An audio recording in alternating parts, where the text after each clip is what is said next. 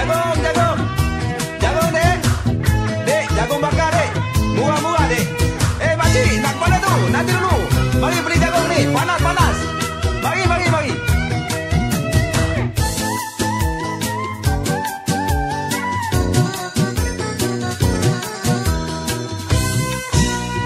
Mau yang panjang atau yang pendek, terserah saja maunya Anda.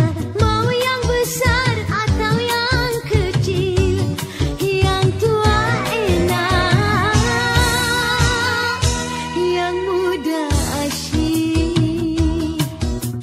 Satu persatu dikupas kulitnya, setelah itu kelihatan isinya.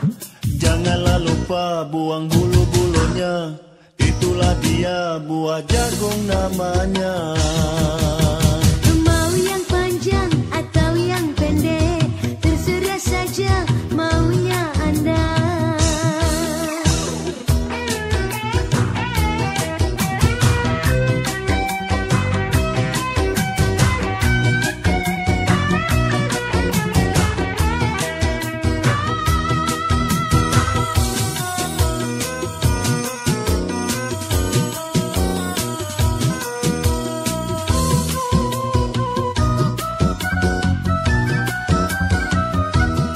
Musim hujan paling asyik bakar jagung, pergi camping paling asyik bakar jagung, berduaan sama pacar makan jagung, nonton film layar perak makan jagung.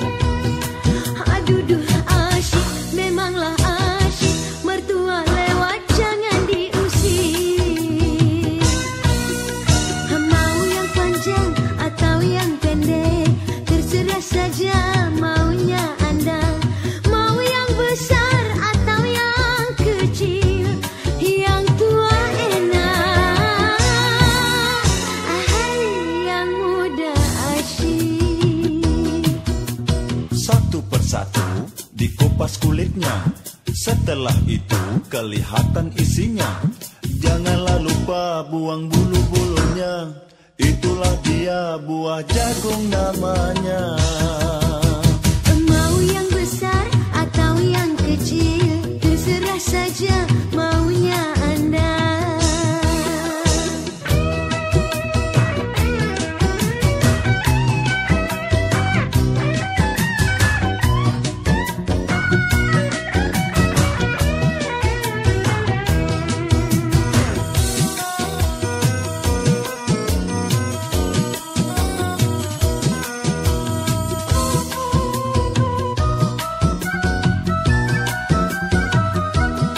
Musim hujan paling asyik bakar jagung, pergi camping paling asyik bakar jagung, berduaan sama pacar makan jagung, nonton film layar perak makan jagung.